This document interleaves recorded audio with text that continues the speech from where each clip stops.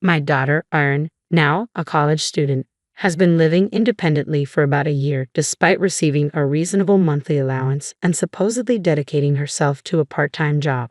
When Erin returned home, she looked worn out and thin. Are you pushing yourself too hard? Are you getting enough to eat? I asked with concern. I'm managing with things like cereal, she replied. But I crave more.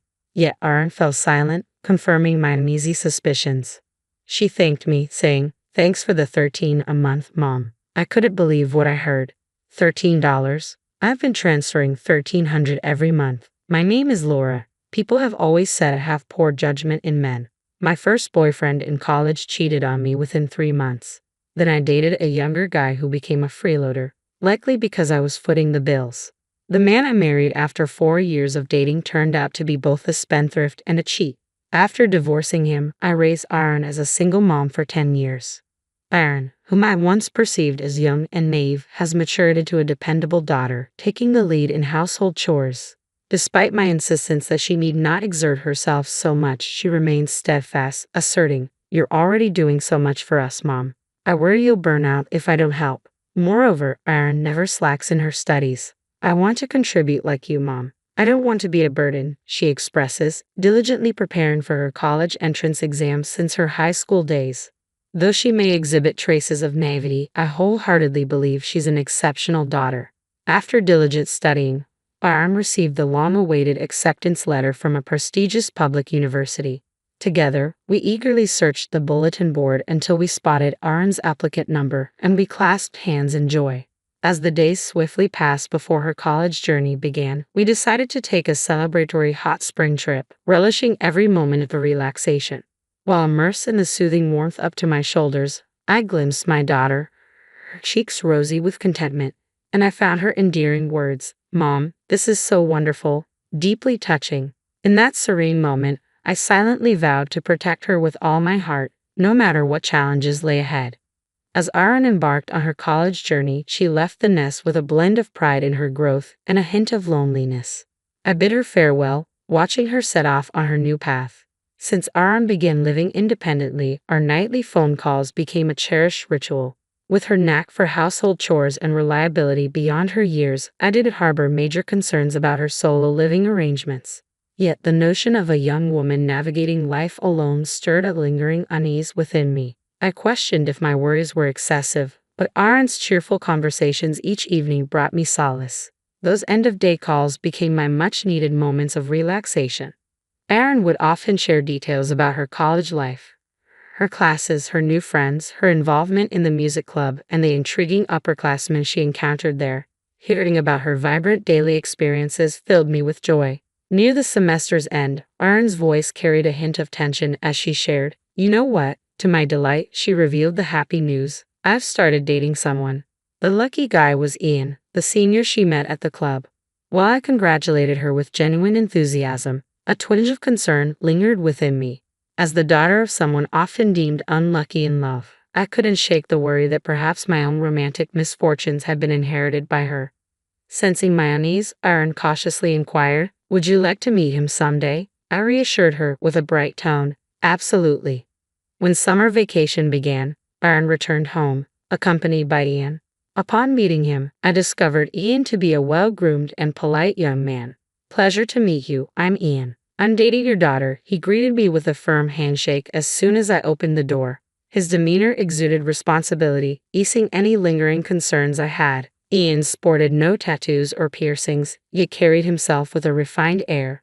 The rolled-up sleeves of his shirt added a touch of classic charm, evoking memories of my own youthful attractions. A curious sense of nostalgia washed over me in his presence. We sat down for iced tea together, and I quickly noticed that Ian was not only responsible but also incredibly thoughtful. He graciously offered to carry the tray of iced tea I had prepared and promptly refilled my empty cup when it ran low. "Ian seems like a really decent guy," I whispered to Erin when he briefly left the table. Erin chuckled shyly. "Well, Mom, you were worried, weren't you?" "Of course, darling. It's only natural for a mother," I replied. Erin laughed, "But honestly, Mom, I'm doing just fine. I think I've got better luck in love than you." We both shared a hearty laugh at that, and I couldn't help but agree. "You might be onto something there." As the second semester commenced, Aaron, determined not to be a burden, took on multiple jobs to support herself. Despite my monthly financial support for emergencies, she seemed intent on saving every penny for the future. Trusted by her employers, Aaron juggled school and worked tirelessly, leaving little time for her club activities. Concerned, I asked, "Are you sure you're managing? Don't hesitate to use the money I send, and do you need me to come help with chores?" Aaron replied softly, "I'm okay," her voice tinged with weariness. Since Aaron couldn't attend the club anymore, Ian began frequenting our home out of concern. "You have your own worries, don't you?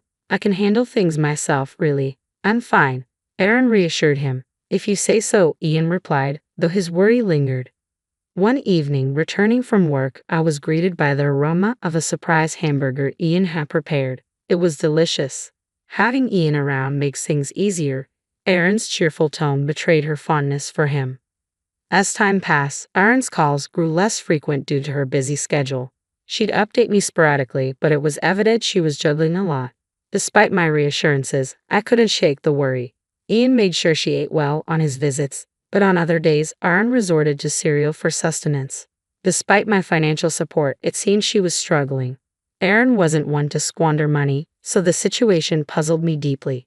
When I confided in my mother, she brushed off my concerns, remarking, "You're worrying excessively about your adult daughter. It's hard to let go." Perhaps she was right. Aaron would turn 19 soon. Though she still seemed like a child to me, the world saw her as an adult, especially with Ian by her side. Maybe I should just trust that she'll ask for help if she really needs it, I mused, attempting to ease my anxiety. Yet finding peace amid my worries proved challenging. Winter break arrived, and Aaron's return home revealed a noticeable change. She appeared thinner than before, her once slender frame now visibly diminished. Dark circles mirrored her tired eyes. When she explained she had been working late the previous night, coming straight home thereafter, concern flooded me. "Aaron, are you pushing yourself too hard lately? Are you eating properly?" I inquired, unable to hide my worry. "I'm eating properly, cereal and such," Aaron responded. Her sudden silence spoke volumes. Hastily she added, "But I've mastered the art of cereal." Her smile strained. It seemed forced, prompting a gnawing worry within me. Was she truly eating well? Despite my consistent financial support and her diligent work, a troubling sensation crept over me. Aaron's next words only heightened my unease. "Thanks for the 13 every month, Mom." 13? "I send you 1,300 every month," I replied, stunned by the revelation. A sense of foreboding gripped me. "Aaron, where do you keep your checkbook and debit card?" "It's in my desk drawer at home," Aaron replied. "I'm heading to your place now, Aaron. There's something I need to check," I announced suddenly. Aaron looked surprised by my abrupt declaration but nodded in agreement. As we rode the train to her apartment, conversation flowed between us. The first topic broached was the matter of her mistaken allowance. Aaron explained that she maintained a living expenses account for her part-time earnings and a savings account where I deposited her allowance. She had recently depleted her savings purchasing textbooks and other necessities for the new semester. When she checked her account balance, it was a mere $78. Despite my consistent financial support, she had never inquired about the exact amount. Assuming the $78 was the sum total of my contributions over 6 months, she calculated it to approximately $13 per month. "Is that about right?" I asked. "I thought so, but I thought you might be struggling too, Mom. Honestly, you're such a silly girl.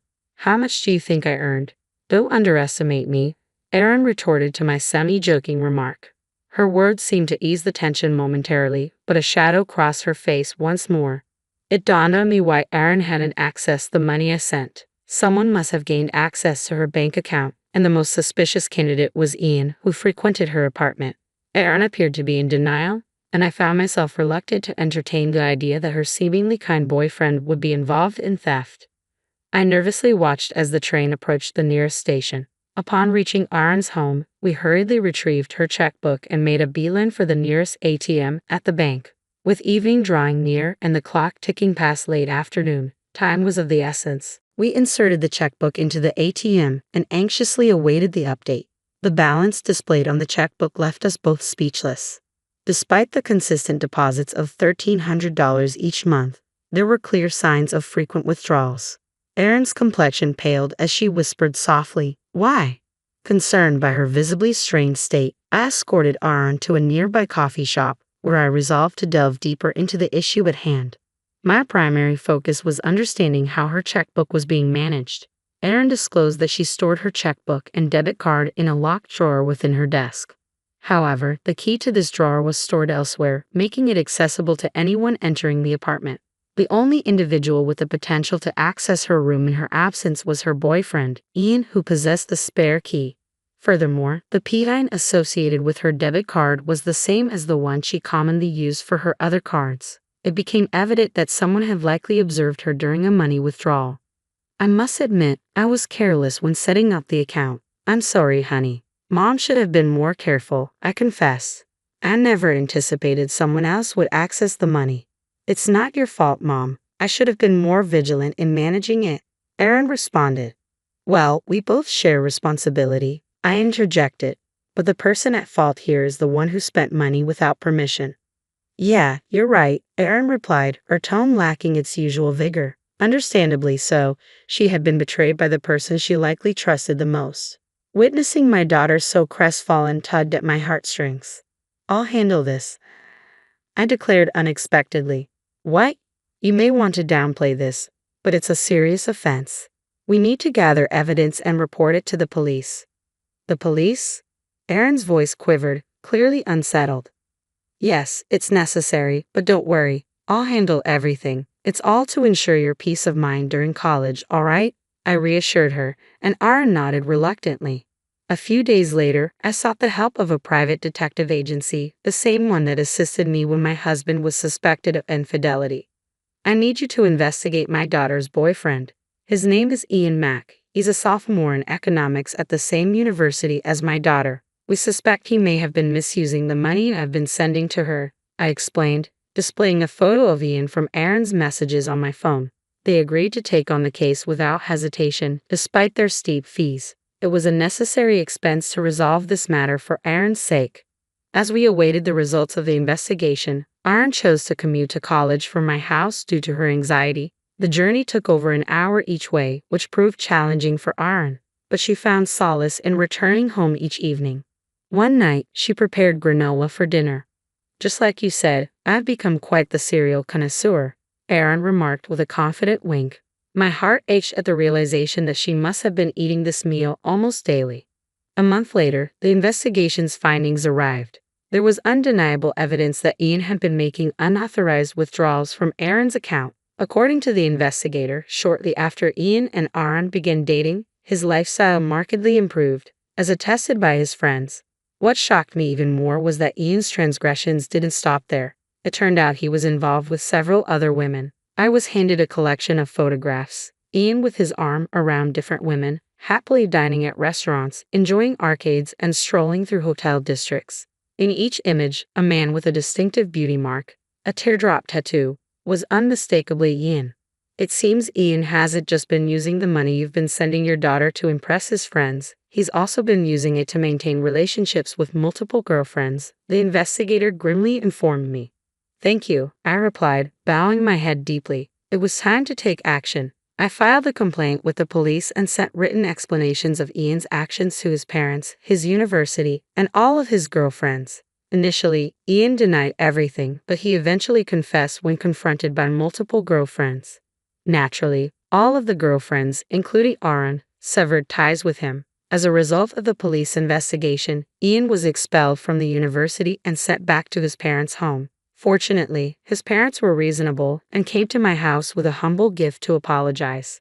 For the time being, his parents have agreed to reimburse the stolen money.